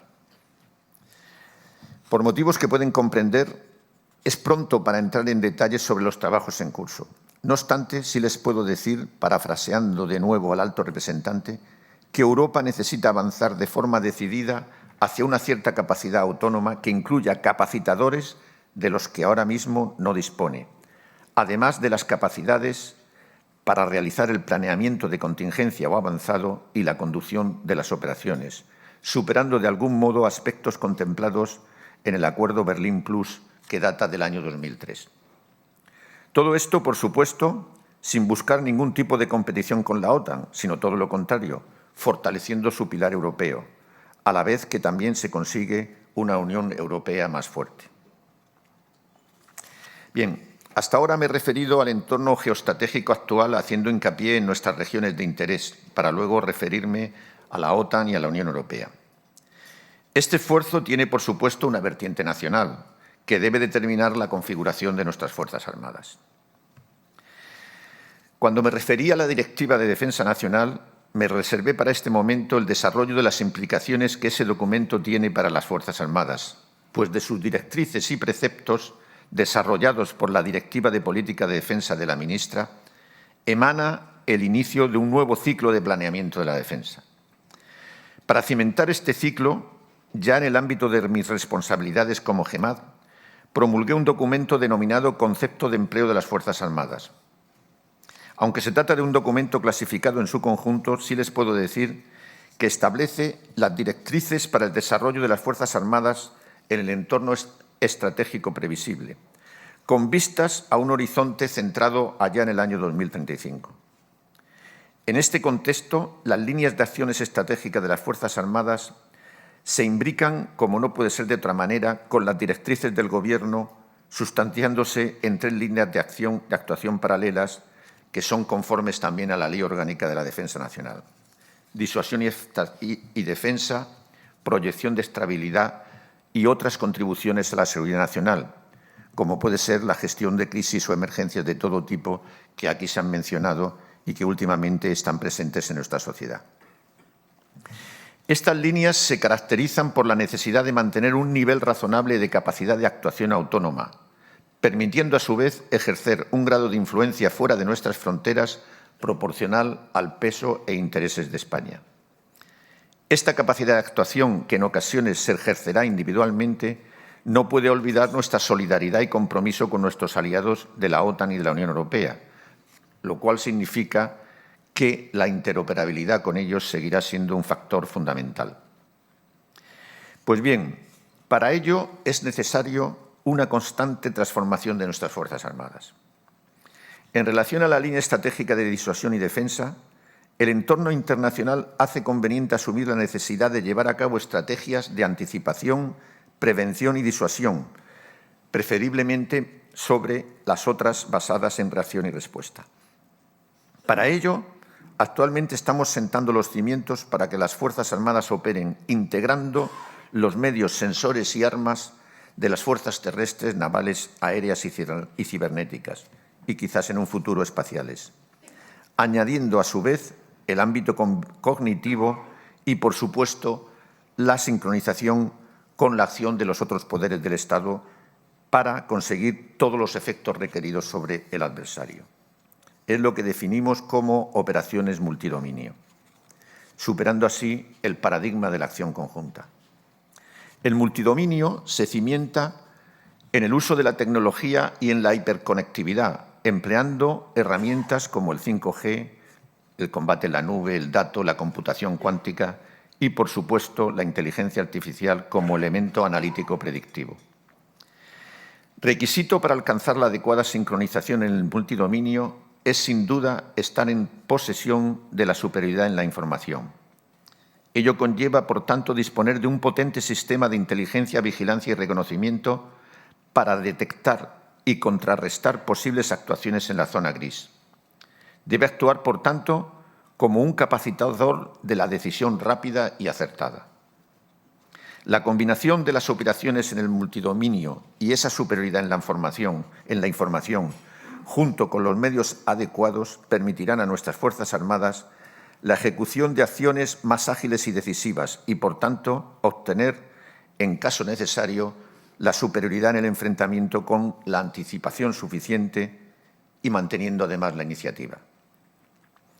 Respecto a la segunda línea de acción estratégica, la proyección de estabilidad, es clave disponer de una capacidad expedicionaria que permita operar con la mínima huella logística y se sustente en un robusto transporte estratégico. En relación con la tercera línea, otras contribuciones a la seguridad nacional, las capacidades, personal y medios de las Fuerzas Armadas diseñados para cumplir sus cometidos anteriores continuarán siendo una herramienta que, precisamente por su singularidad, estará siempre disponible para la acción del Estado, especialmente por la inmediatez que proporcionan ante catástrofes y calamidades. Y será necesario emplear de nuevo el principio de agilidad para consolidar estructuras y mecanismos de coordinación que integren también con carácter inmediato las posibles aportaciones de las Fuerzas Armadas. Finalmente, como elemento común a todas las líneas estratégicas, es importante seguir avanzando en la transformación digital de la fuerza y sus medios, así como también estudiar su propia entidad, es decir, sus capacidades y estructuras sobre la base de la búsqueda de la mencionada agilidad. Complementariamente, en los ámbitos espacial y ciberespacial, tan transversales, las capacidades no se deben limitar a la mera vigilancia, sino que deben ser activas y con capacidad de respuesta. Sin embargo, para poder acometer esta imprescindible transformación, no es solo necesario dotar a las Fuerzas Armadas de unos medios tecnológicamente avanzados, sino también mantener actualizadas las capacidades convencionales y, a su vez, sostenerlas a lo largo de la totalidad de su ciclo de vida. Este sostenimiento trasciende el mero mantenimiento conocido de manera tradicional y se enmarca en la necesidad de acometer su permanente actualización. Se ha hablado anteriormente de ello, para que así puedan mantener su valor militar evitando obsolescencias y de esta manera sigan siendo útiles para su propósito. Esto requiere, por supuesto, la asignación de los recursos suficientes. En este sentido, la situación óptima sería gozar de un escenario presupuestario previsible que permita sincronizar la obtención y el sostenimiento con los recursos disponibles. Me gustaría recalcar el hecho de que España cambió, y también se ha mencionado aquí, hace años su paradigma en materia de desarrollo de capacidades. Y buena prueba de ello es las empresas que hoy se encuentran aquí representadas. En este sentido, la tecnología de defensa, en muchos casos de uso dual, surge de un modelo en el que las Fuerzas Armadas, la industria y la universidad aunan sus esfuerzos, generando una cadena de valor que redunda en el beneficio y prestigio de España, además de proporcionar un provechoso retorno económico y tecnológico en el tejido industrial nacional. Finalmente, me gustaría referirme dentro de este proceso transformador al personal de las Fuerzas Armadas, pues es también necesario evolucionar su nivel de tecnificación, así como la variedad de sus capacitaciones. Para ello, estamos abordando los estudios necesarios para dotarnos de la entidad y tipo de personal requerido, especialmente en el nuevo ámbito de las operaciones en el ciberespacio, ámbito transversal que interconecta los espacios físicos tradicionales, tierra, mar y aire, y además el cognitivo. Estimado presidente, señoras y señores, con esto he querido finalizar con esta aproximación conceptual a las Fuerzas Armadas que España necesita en estas décadas que tenemos por la proa, en las que a día de hoy el factor incertidumbre balancea la ecuación de nuestra seguridad.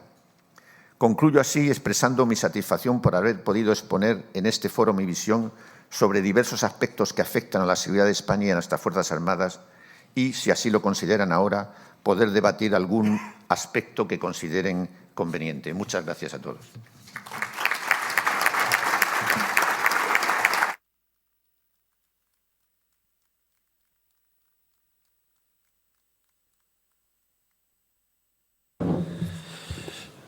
Muy bien. Secretaria de Estado, subsecretaria, autoridades militares, civiles, embajadores.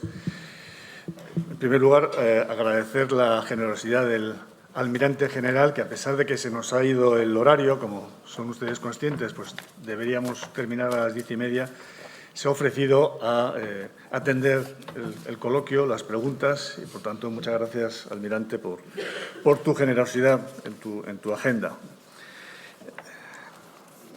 Siendo ministro de Industria, tuve la ocasión de aprender que nuestras Fuerzas Armadas y nuestra política de defensa, además de garantizar nuestra seguridad, nuestra libertad, también es una herramienta fundamental de política industrial.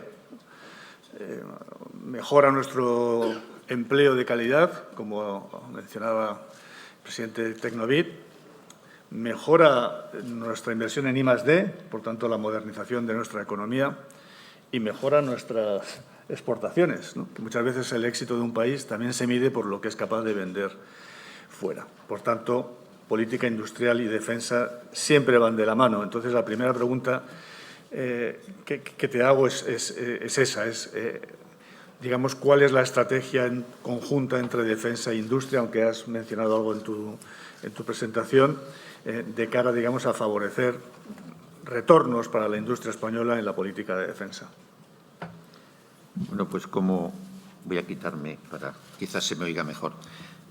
Como he mencionado, pero muy ligeramente, en nuestras Fuerzas Armadas, la acción del Ministerio de Defensa en este campo, a lo largo de los últimos, digamos, 40 años, que yo he tenido oportunidad de vivirlos todos, hemos pasado, como se ha dicho aquí, de adquirir los medios que necesitaban las Fuerzas Armadas en el mercado prácticamente internacional a hacer ese cambio de paradigma y hacer un esfuerzo con sus costes económicos derivados, evidentemente, para que esas capacidades de las Fuerzas Armadas tuvieran un beneficio directo en el propio tejido industrial español. Ha sido una evolución lenta, pero que la calidad de las empresas aquí representadas, el nivel tecnológico que han alcanzado y los esfuerzos que se han hecho en investigación y desarrollo nos han permitido tener una autonomía industrial que se traduce esto en soberanía estratégica en la mayor parte de los nuevos sistemas de armas que estamos adquiriendo. No me acuerdo del dato exacto, pero la fragata F-110 creo que es un 80 y tantos % ya lo que es la construcción de ese barco aporta a la propia industria nacional, con un cerca del 70% que es desarrollo exclusivamente nacional. Creemos que esa es la línea a la que hay que seguir y, además, no solamente es en beneficio desde el punto de vista de defensa, desde el punto de vista de la industria, sino también desde el punto de vista de las propias Fuerzas Armadas, el depender de compañías exclusivamente nacionales en ámbitos, pues, por ejemplo, tan críticos como es el del ciberespacio, es fundamental que nos apoyemos en ellas. Si no, nunca tendríamos la herramienta que realmente vamos a querer o que vamos a necesitar. Y, evidentemente, luego todo esto se traduce en otros beneficios de carácter generación de empleo, potenciación de la innovación y una serie de características que creo que para la industria española son fundamentales. Es cierto que hoy en día hay mucha innovación que procede de desarrollos en el ámbito exclusivamente civil, pero que sigue habiendo muchos que proceden del ámbito militar y que cooperan con él y nos permiten avanzar hacia esa necesidad que tenemos de no perder, y yo creo que estamos en una posición óptima para no hacerlo, para no perder el montarnos en la nueva revolución industrial de la industria 4.0, que yo creo que nos pilla en un momento formidable para subirnos a ese tren de una manera destacada. Muy bien. Tenemos bastantes preguntas, las he dividido en 3 bloques. Un bloque que podríamos hablar de recursos, más concreto, otro bloque más geoestratégico y, finalmente, un bloque más conceptual. Voy a empezar por la parte de recursos, que es la más concreta, porque entiendo que la parte geoestratégica puede dar lugar a más digamos, elaboración y tenemos el tiempo muy ajustado. Lo que voy a hacer, almirante, es juntarte todas las preguntas de recursos y si puedes atender algunas, pues te lo agradezco, pero mi obligación es transmitir todas las preguntas. Casi todas las preguntas de recursos se refieren al Ejército del Aire, por decirlo así, ¿no? Los que venimos de tierra, lo digo porque mi bisabuelo, mi abuelo, mi tío eran del Ejército de Tierra, lo digo de broma, evidentemente. No hay ninguna pregunta, pero hay muchas referidas, por decirlo así, al Ejército del Aire, ¿no? Está ya decidida la sustitución de los Harrier. qué pasa con la sustitución de los F-18 y, en particular, qué va a pasar en Canarias cuando empiecen a causar baja los F-18, que son los que cubren la defensa aérea de las islas. Hay una relacionada con el FCAS, el futuro sistema aéreo de combate europeo, que, como saben, el Gobierno, yo creo que acertadamente, decidió involucrar a España junto a Francia y Alemania en este proyecto. ¿Cuándo se va a lanzar? ¿Cómo puede afectar a corto y a medio plazo nuestra industria? Hay una ya muy sofisticada, si está el proyecto de utilizar el A400M como un avión capaz de lanzar drones en vuelo, si está en alguna fase más o menos avanzada. Esto serían un poco las preguntas referidas, por decirlo así, a recursos ya más concretos. Bueno, voy a intentar contestar, aunque teniendo aquí delante a la Secretaria de Estado de Defensa, la verdad es que todas las preguntas, todas, el 100% son para ella. Pero bueno, para no, digamos, esquivar el asunto, bueno, yo creo que lo de la sustitución de los Harrier, en efecto, no está decidida. El Harrier todavía tiene una vida útil. Esto, en su día, si no queremos perder capacidades en la Armada, habrá que sustituirlo, pero la pregunta está decidida, no. Respecto a los F-18 de Canarias, bueno, también hay un proyecto, pero que habrá que dotarlo, si se puede, que es de sustituirlos por Eurofighter. Es la única solución que se haya así a corto plazo para la sustitución de los F-18 de Canarias. Desde luego, Canarias no se va a quedar desprotegida. O sea, habrá que hacer la reestructuración necesaria, pero tanto si se adquieren más o en el intermedio o como sea, desde luego Canarias seguirá con la protección de su defensa aérea porque es un espacio esencial para la defensa nacional. Respecto a cuándo se va a lanzar el FCAS, bueno, yo creo que ya se ha lanzado, ya se está trabajando en él, ya se están empezando las primeras fases.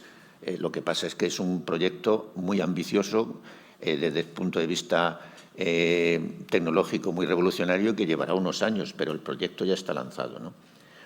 ¿Cómo puede afectar a la industria española? Pues aquí están los representantes de una manera extraordinaria. Va a ser un auténtico tractor de infinidad de áreas de la industria española que participarán en el desarrollo de este proyecto y, como se ha dicho aquí, luego en su sostenimiento y actualización permanente. Luego, creo que sí que es un motor importantísimo para la industria española, especialmente la de defensa.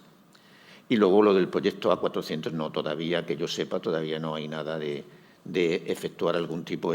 Los tenemos recién llegados, estamos todavía asumiendo el uso de estos aviones y todavía esa evolución hacia capacitarlos para ser empleados conjuntamente con drones, pues todavía no la tenemos en cartera. Muy bien, muchas gracias. Hay preguntas más genéricas sobre recursos referidas sobre todo a los presupuestos generales del Estado. Las Fuerzas Armadas necesitan tres cosas: dinero, dinero, dinero, y hasta qué punto, digamos, dispone de ese dinero para cumplir sus objetivos. También una valoración de los presupuestos generales. No sé si esta pregunta es más también para la Secretaría de Estado de Defensa o incluso para la Hacienda. Y sobre la UME. La UME ha supuesto un gran éxito social, su última experiencia, el volcán de La Palma, y si debería dotarse a la UME de más recursos. Bueno, en el asunto del presupuesto, pues ya di mi opinión hace unos días allí en el Congreso de los Diputados. Efectivamente, cuanto más recursos tengamos, mejor, eso es evidente, ¿no?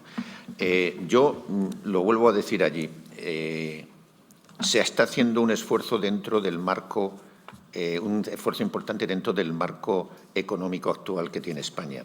Un esfuerzo en mejorar, digamos, las retribuciones del personal de las Fuerzas Armadas con el capítulo 1 y un enorme esfuerzo en adquisición de nuevas capacidades que eran esenciales, pues que son precisamente las básicas de cada uno de los ejércitos y que, debido a los años de no inversión, pues estaban llegando al final de su vida útil. Esto, con los proyectos que se ha puesto en marcha, esas capacidades esenciales, fragatas, submarinos, el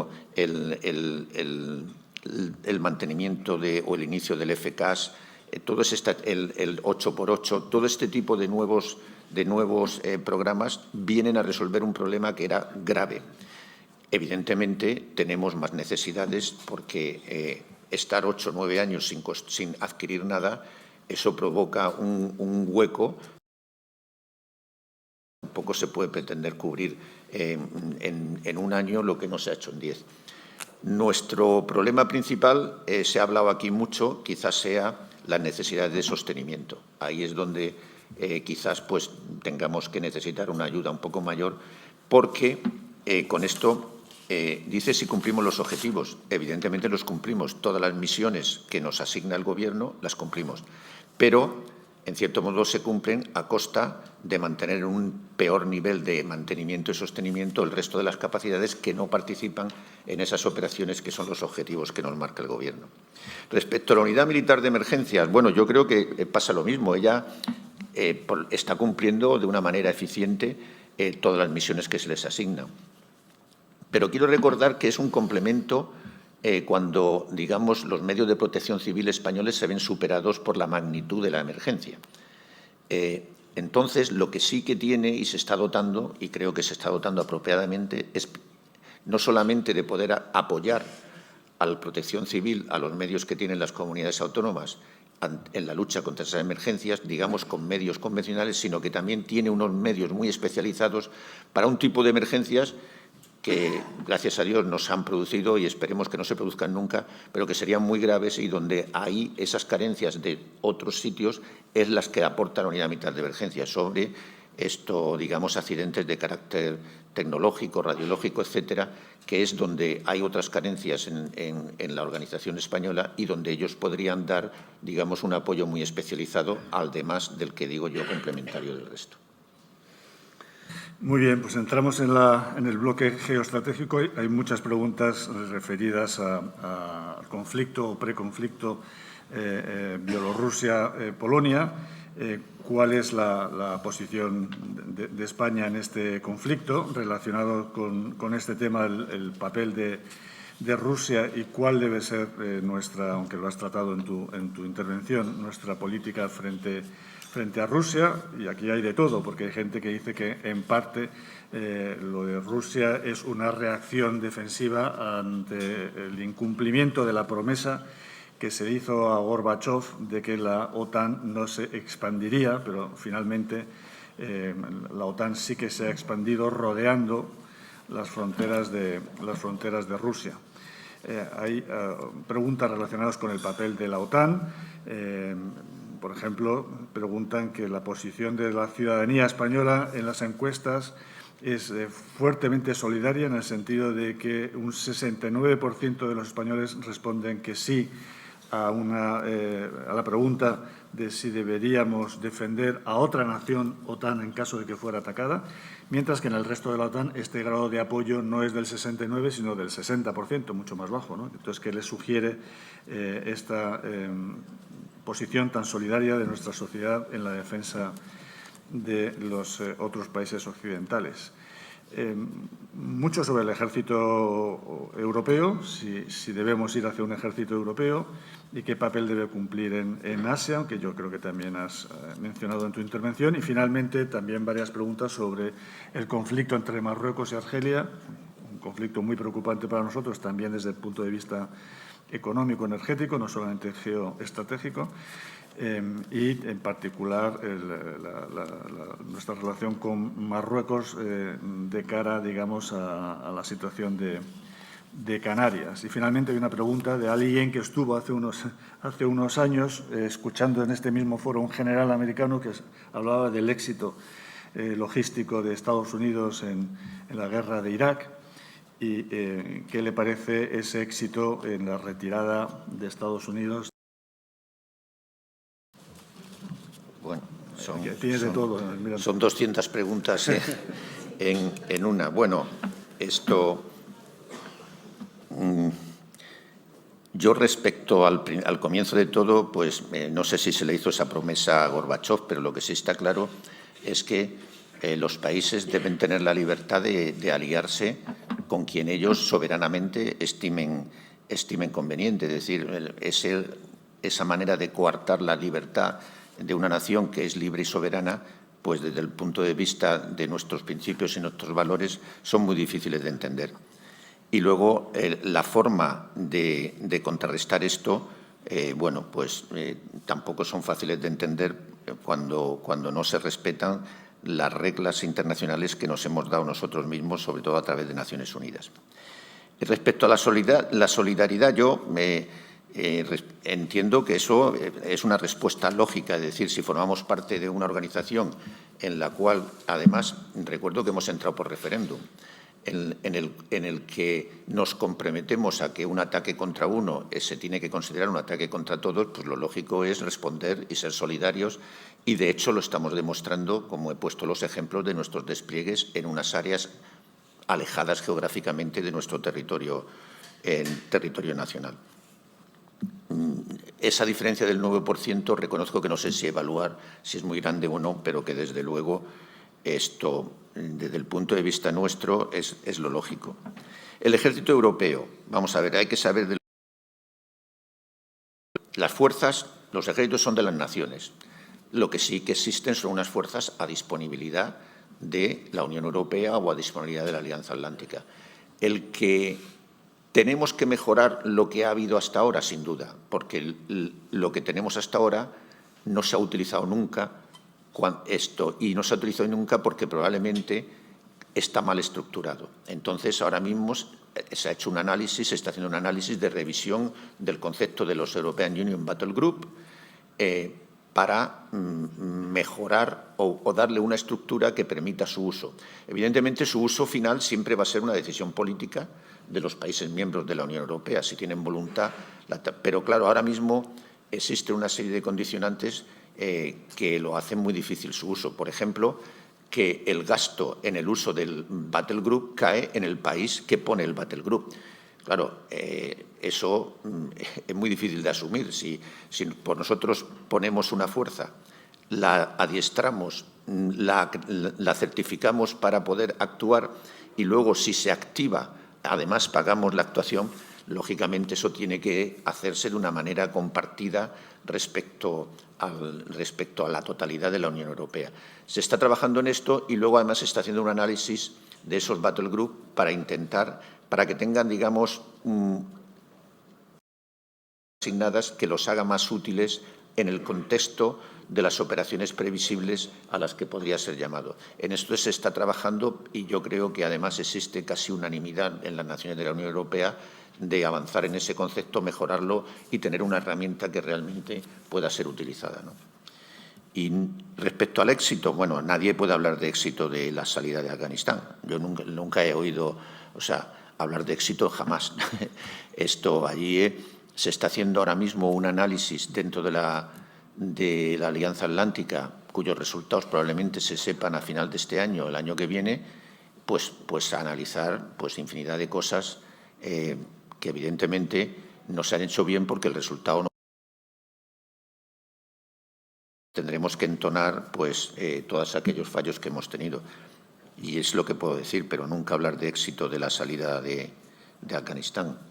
Otra cosa es la cuestión logística, que, bueno, el fallo en la salida de Afganistán y lo que ha ocurrido allí no tiene nada que ver con la logística, tiene que ver con otro ámbito de decisiones, pero no con la cuestión logística. Así es, yo creo que también la pregunta tenía un cierto tono irónico, ¿no? Sí. Comparando con la intervención del general americano aquí. Bueno, y para acabar, la parte más conceptual, ¿no? Hay una pregunta sobre ciberseguridad. La ciberseguridad también es España especialmente vulnerable a los problemas de ciberseguridad y si estamos preparados para hacerla frente. Luego hay un tema más conceptual sobre qué novedades recoge el concepto del uso de la fuerza respecto al anterior concepto de 2017. Esto lo hace Emilio Andreu, de Radio Nacional. No sé si he entendido yo muy bien la pregunta, por eso la leo literalmente. Hay una pregunta sobre si la agenda de mujeres, paz y solidaridad y la seguridad humana deben contemplarse entre los contenidos del nuevo concepto estratégico que se adopte en Madrid en 2022. Y finalmente, has mencionado, claro, el papel de defensa para esta pregunta va precisamente a la propia industria de defensa, si se puede compatibilizar la industria de defensa con los objetivos medioambientales, por ejemplo, un objetivo de 0 emisiones. Es decir, si puede haber, para entendernos, una defensa verde. Bueno, perdón, por el comienzo, que seamos especialmente vulnerables, no. Somos vulnerables porque, bueno, lo estamos viendo todos los días, es un ámbito de confrontación diario, ahí no hay que esperar a un estallido de nada, sino que pasa todos los días, pero no creo, es más, creo que quizás somos menos vulnerables que otros muchos países por la organización y los sistemas de vigilancia y seguridad que tenemos establecidos. Evidentemente, esto es algo que evoluciona todos los días. Entonces, no existe una situación en la que digamos, ya lo tengo, ya estoy seguro, eso no existe, ni va a existir, y tenemos que estar en una evolución continua de nuestros sistemas, tanto de vigilancia, detección, eliminación de la intrusión, resolución de problemas y, llegado el caso, también de ataque por nuestra parte. Eso es una de las causas por las cuales antes mencionaba que es imprescindible apoyarnos en algo nacional para poder tener, digamos, la seguridad y la fiabilidad de saber con seguridad lo que estamos haciendo. Luego, respecto al concepto estratégico, futuro concepto estratégico, vamos a ver, la seguridad humana, desde luego, se está considerando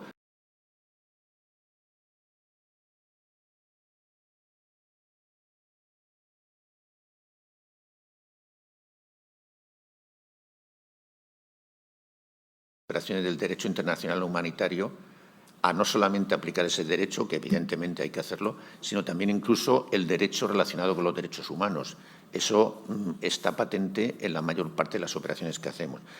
Evidentemente hay que considerar la seguridad humana. Si luego va a haber un apartado específico en el concepto estratégico, pues ya lo veremos, depende del detalle y del volumen de ese concepto que se termine haciendo. Y luego la industria de defensa, desde luego, está implicada. Aquí no soy yo el más adecuado para hablar con ellos, pero desde luego está implicada en ese mundo verde al que queremos ver.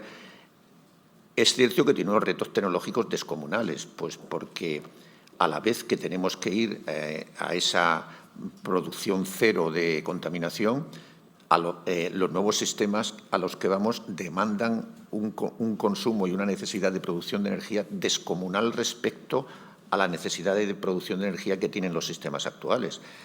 Imaginemos, pues, por ejemplo, en un futuro a no muy largo plazo, las armas de energía dirigida, láser, que evidentemente nos ahorran el tener munición física a bordo, pero la energía hay que producirla para poder utilizarlas. Eso es un reto muy grande, ese incremento de necesidad de energía con una energía verde que sea capaz de disminuir, incluso llegar a la producción cero. Esto es pero yo creo que hay un trabajo muy serio en todos los ámbitos, en el aeronáutico, en el naval, en todos, trabajando en cómo avanzar en ese sentido. Si lo logramos, pues es una cuestión de carácter tecnológico, pero no una cuestión de voluntad. Pues muchas gracias de nuevo, almirante, primero por tu generosidad y extender tu presencia en este acto, y segundo por tu eficacia, porque has respondido a todas las preguntas en un tiempo récord. Entonces le cedo la palabra al presidente del club para... Bueno, no, por supuesto, a estas alturas lo único que me cabe es agradecer al almirante general su participación en este acto, su generosidad en el tiempo, porque no estaba previsto que durara tanto tiempo, y agradecer también a los representantes de las empresas patrocinadoras su generosidad y su apoyo. Sin él no hubiera sido posible organizar este acto. Nada más, a todos ustedes, muchas gracias. Gracias también a todas las personas que nos han seguido a través del streaming, y hasta la próxima vez. Nada más, muchas gracias a todos.